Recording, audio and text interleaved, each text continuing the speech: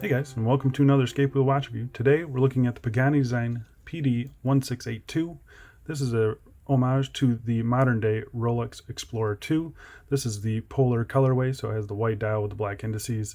It also comes in black. I'm going to put some pictures up over here. It comes in black. It comes in a printed McQueen style dial as well, so plenty of options to choose from. You can pick this up on various retail stores and AliExpress. The basic retail price is about $130. I think it goes up a little bit depending on if you get the fancy packaging.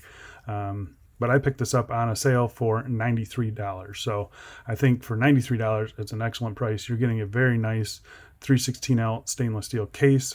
You get a screw down crown, 100 meters of water resistance, a sapphire crystal.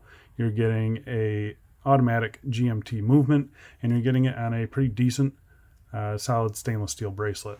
So we'll kind of touch base on all of that throughout this review. So yeah, I say let's jump right into it. So first things first, let's take a look at the dimensions. So we're zeroed out. So I mentioned earlier this was a homage to the modern day Rolex Explorer 2. So you're looking at a 42 millimeter case. You have 20 millimeter lug width, and that tapers down to 18 millimeters at the clasp. The thickness is just under 13 millimeters. The case length on this is just under 50 millimeters. And then with the protruding end links, you got 54 millimeters. So this is a pretty big watch. It's actually very comfortable, which I'm surprised with. But it's a big watch. This is probably my limit of what I really enjoy wearing. So you can see the case side here is pretty flat profile to it. So it does sit pretty flat on the wrist. It's got a low profile case back as well. So it does sit right up on the wrist, but it is pretty comfortable. So I'm gonna go outside right now and throw it on the wrist for you. And here it is on my 7 1/4-ish inch wrist. And yeah, it still fits me pretty good. I can pull off pretty much anything up to about 52 millimeter lug to lug. So it's still a little bit bigger than I personally prefer, but it still looks pretty good, I think. And yeah, I think the bracelet is very comfortable. You can see it sitting pretty flat on the wrist there. Sits low to the wrist with a low case back. Looks pretty good. I do like the visuals of this watch. Looks really, really good. Let's get it in some sunlight. So there it is in some direct sunlight. You can still see the black hands, black indices. It's great for legibility. You do get some washout when you get it in direct sunlight, as you can see here, but for the most part, you can read it just perfectly fine. I don't see the need for air crystal on this thing. So let's throw it on some straps and we will get back to this review. And here we are on a rubber B style strap. This is also a AliExpress strap, so I'll leave the link for this down below. But yeah, I kind of like it on this more than the bracelet. I think it makes it look a little bit smaller at least. And yeah, looking pretty good though. I'm gonna go throw it on a couple more straps and we'll get back to the review. And here we are on a pretty thick leather strap. This is from Clockwork Synergies, a strap I've had a long time that I think really, the color I think looks good on a lot of watches, and I think this one it kind of works with that orange. So yeah, I think it looks really good. The only thing I did notice is, I'm going to zoom in here, that you can see right there, it actually hits the case. So if you're planning on wearing this with a thicker strap, just be aware that you might have it rubbing against the case a little bit, and it might tear up the straps just a hair. I'm going to go put it on a thinner strap here, and we'll see if it runs into the same problem. I don't think it will. This is a fairly thick strap. It's probably 3 or 4 millimeters thick, I'd say. So I just wanted to bring that to your attention. Here it is on a black Barton Silicone Elite, and I can confirm that this does also hit the case. So yeah, just be aware. I even threw on my thinnest leather strap, and it still is hitting the case. So just be aware of that.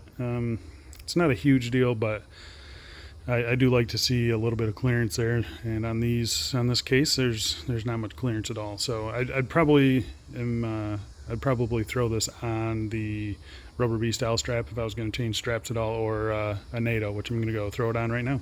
And here it is on a single pass elastic strap, those parachute straps. I think it looks pretty good in this black and white combo. looking pretty good, I think. Very comfortable as well. These straps are always really comfortable, so yeah, I'm pretty happy with that. What do you guys think? I'm going to throw it on a couple more straps. And here we are on the included NATO strap that came with it. It's a pretty good match to the orange GMT hand. Looks really good, and you can see 2 layers underneath the watch. It still fits pretty good. I have it fairly tight on me. I'm hoping it loosens up a little bit, as NATO straps usually do throughout the day, but yeah, I think this looks pretty good.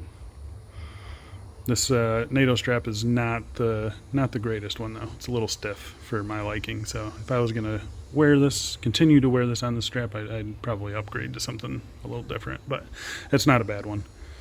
So yeah, looks alright. What do you guys think? I'm gonna go back inside. We'll finish up this review.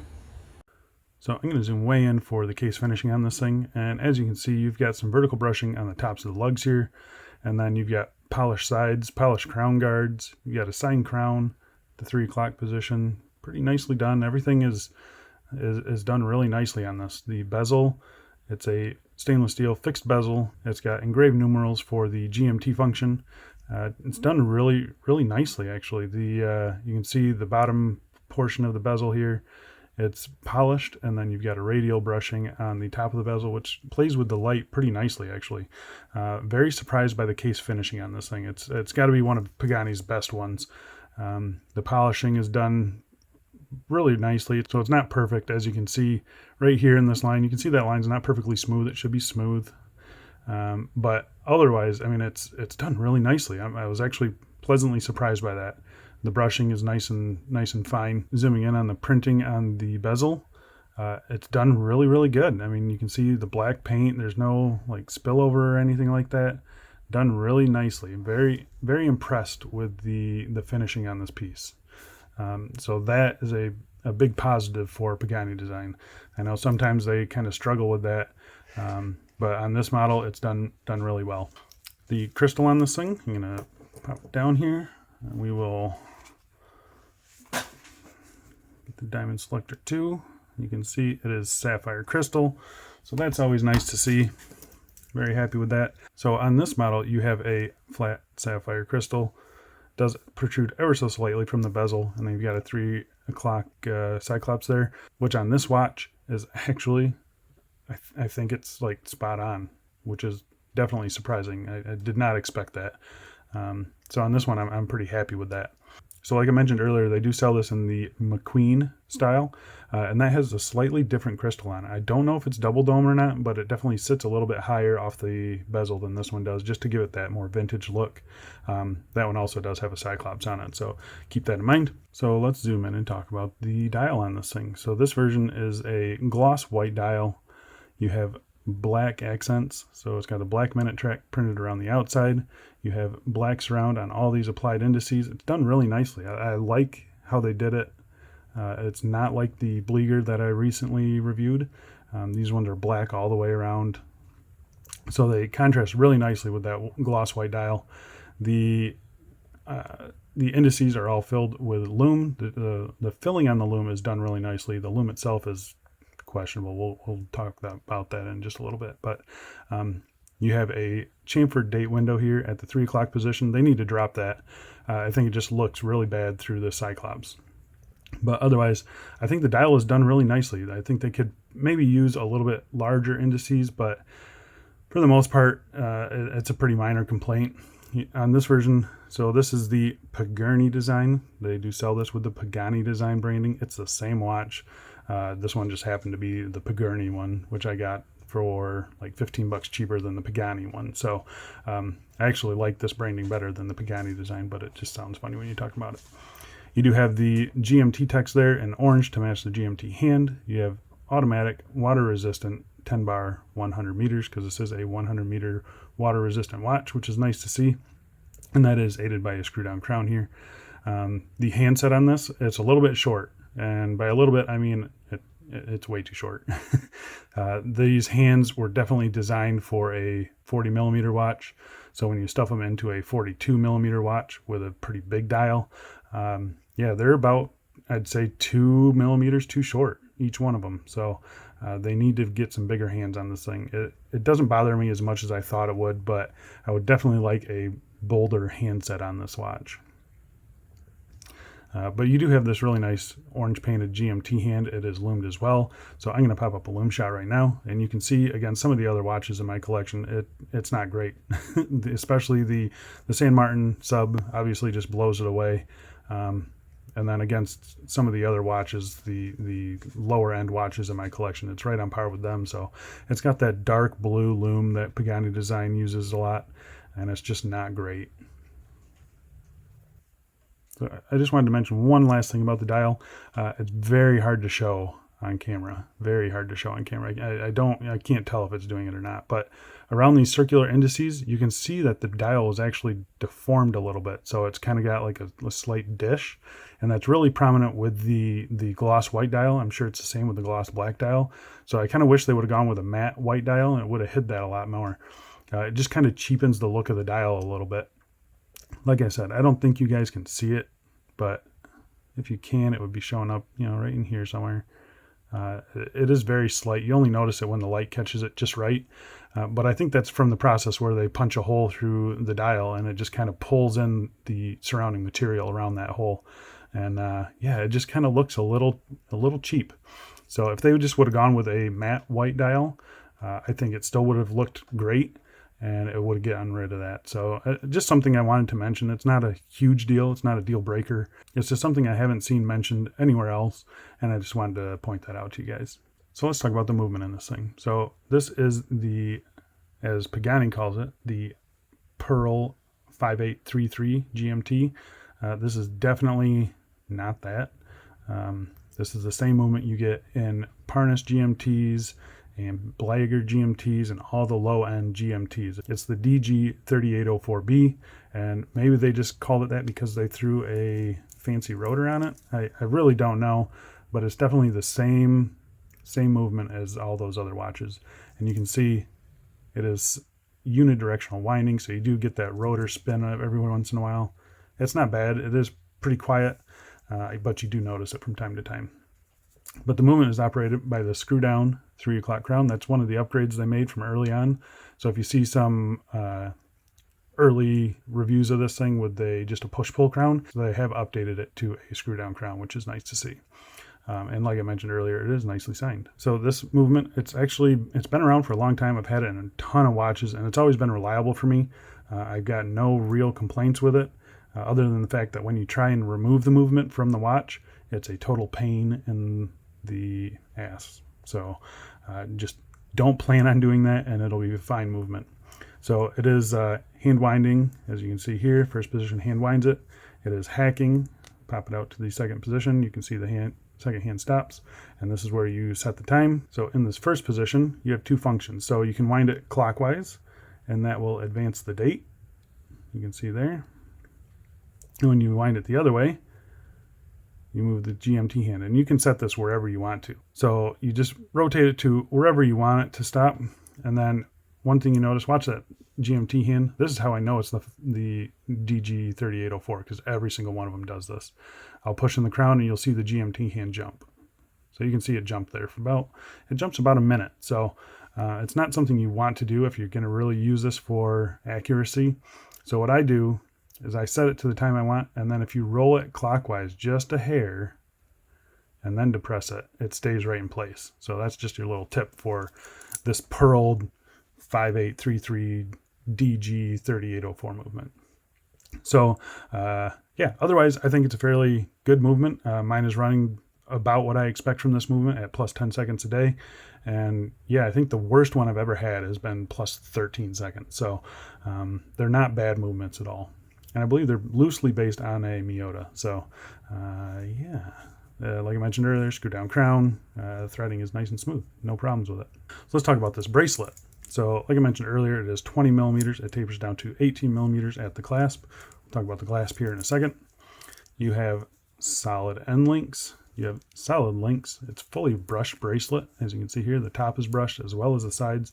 Brushing, again, is done to a pretty high standard, at least for Pagrne Design. I don't see any funny machining errors like I've seen on some Pagani bracelets. The end link fitment done really nicely. Even the contour of the case follows it nicely. Very happy with this bracelet. So coming down the links here, you can see it has screw pins for adjusting. They were a little bit difficult to get out, but they did come out in the end, and I had to remove 4 links for my 7 1/4 to 7 1/2 inch wrist. So you got 2 extra links that you can remove. This should fit down to like a 6 1/2 and probably up to like an 8 1/2. So lots of range there for you guys. The clasp itself is done really nicely. I've had this same clasp on my Black Bay Homage that they sell. It wasn't as nice as this one, so maybe I just got a bad one on that one. Maybe they've refined it a little bit, but so you can see that it closes really nicely. It's my other one's kind of stuck there a little bit, so this one opens and closes perfectly fine, no issues with it. It does have a machined inner and a machined outer. You got 3 micro adjust here, double pushers. Again, the brushing is done really nicely. You've got a nice Pagrne Design signed clasp there, polished on the sides as well, and then you've got this nice chamfer that runs along the side here. And all these corners here are nicely rounded, so you don't have anything digging into your wrist or anything like that. Yeah, I'm very happy with this clasp. The only thing I don't like about it is you got this sweaty day extension, but it's way too big for a sweaty day extension.